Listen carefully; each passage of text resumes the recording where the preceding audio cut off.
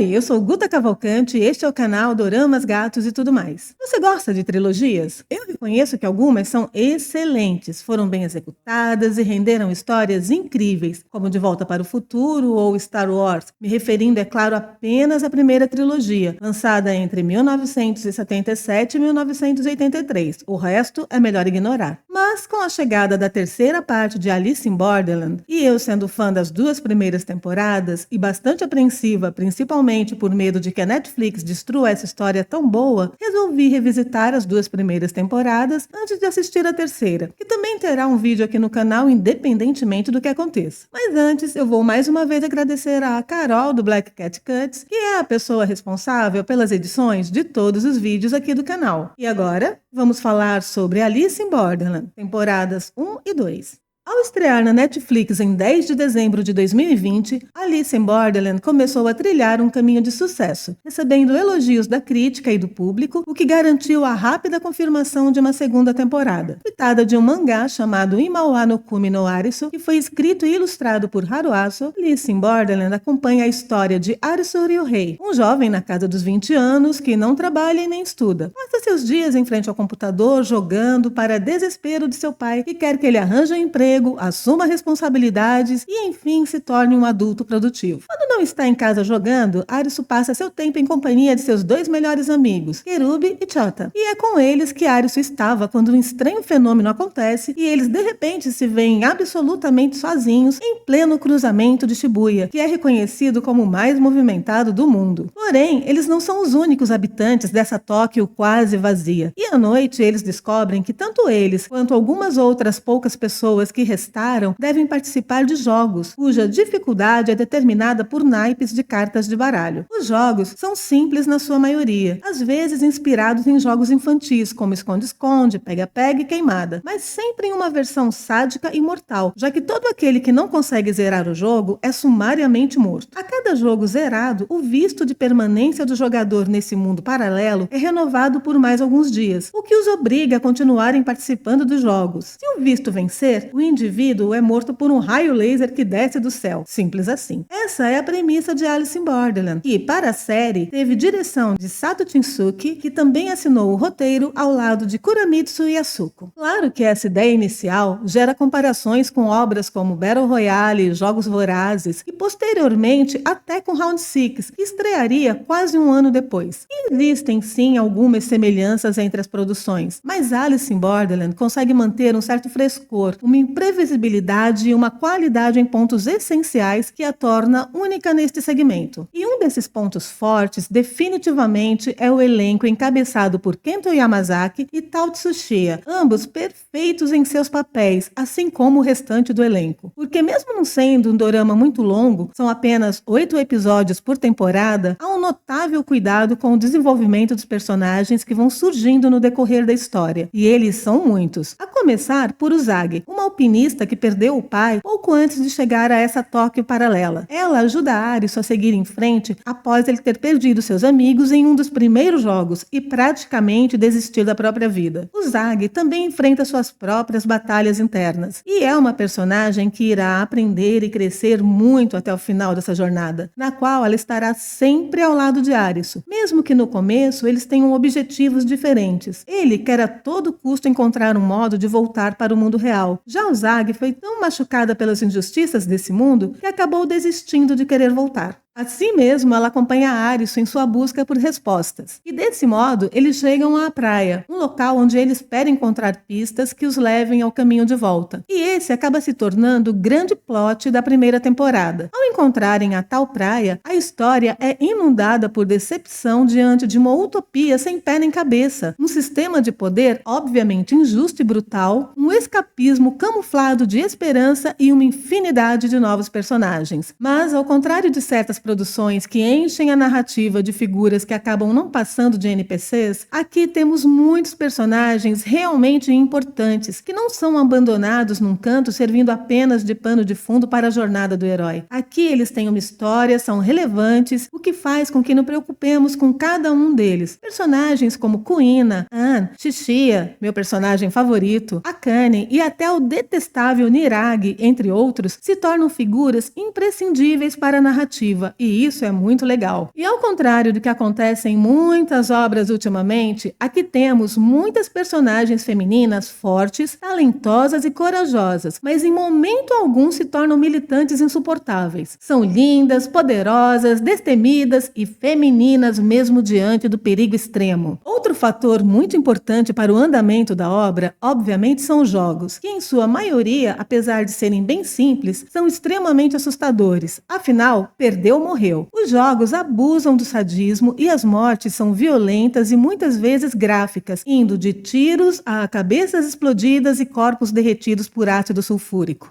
Tem de tudo. Tanto na primeira temporada como na segunda, os jogos dão o tom do dorama, como já fica claro no primeiro jogo, no qual os participantes apenas têm que escolher entre duas portas, sendo que uma leva à sala seguinte e assim consecutivamente até que os jogadores consigam sair do prédio e deste modo zerar o jogo, e a outra porta leva à morte por incineração. E seja pelo visual impactante ou pela violência extrema das mortes, todos os jogos são criativos, bem diferentes entre si e cumprem bem a função de chocar e garantir o drama e o clima de tensão permanente. E é claro que por trás dos jogos também temos os vilões. Na segunda temporada, que sinceramente eu considero até melhor do que a primeira, os jogadores têm que zerar os jogos das cartas com figuras. Então temos valetes, reis e rainhas. E entre esses podemos destacar o insano e cativante Rei de Paus, que tem o inusitado hábito de permanecer completamente nu o tempo inteiro e que, juntamente com os companheiros da sua antiga banda de rock, promove o jogo mais difícil da temporada, onde enfrenta o time de Arisu entre contêineres empilhados em um grande porto. Este é um jogo intenso, cheio de reviravoltas e momentos desesperadores. Outro que chama muito a atenção é o Rei de Espadas, praticamente imortal e com certeza o mais letal de todos. Fortemente armado e ameaçadoramente onipresente, é quase impossível escapar dele. A arena do seu jogo é toda a cidade, e isso resulta em ótimos momentos de perseguição, seja de carros em alta velocidade ou em meio a uma floresta durante a noite. O épico conflito final entre ele e alguns de nossos heróis no penúltimo episódio é um dos melhores momentos de toda a série. E por fim, temos a Rainha de Copas, que é a responsável pelo jogo final. E mesmo que eu considere esse jogo meio anticlimático e até um tanto sonolento, afinal ele joga um croquet, o que não é lá muito empolgante, porém, as revelações feitas pela rainha, mesmo que sejam mentirinhas, dão um charme especial e um tom irônico à obra, já que aborda teorias da conspiração que povoam o imaginário popular, chegando até a soar profética em alguns momentos. Seja como for, esse último jogo dá um impulso que faltava para que Arisu finalmente decidisse tomar as rédeas da situação, deixando de remoer as tragédias pelas quais passou e finalmente encarando a vida de frente, única forma de proteger o Zag e encontrar o caminho de volta. Essa atitude fecha com chave de ouro a jornada de Arisu, que obviamente não era um personagem admirável no início, mas mesmo diante de verdadeiras provações, conseguiu seguir em frente acumulando vitórias e aprendizados para a vida. Mesmo passando por situações traumatizantes, Arisu não muda de personalidade ou se torna um doido varrido. Ora!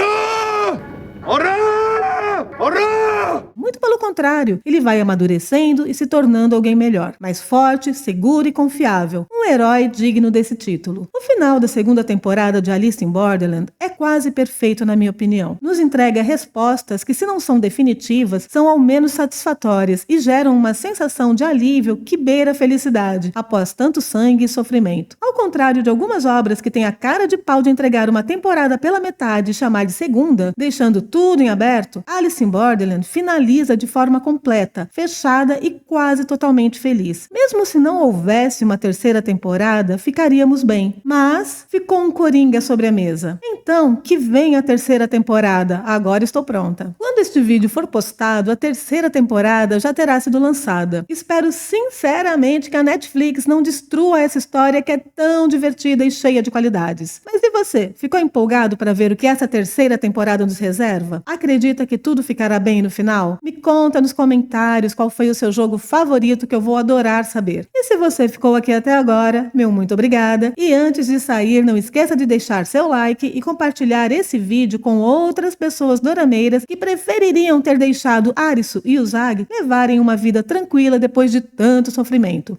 E caso você ainda não esteja inscrito no canal, aproveite e se inscreva agora, antes que os jogos recomecem. Por hoje é só, até o próximo vídeo e tchau!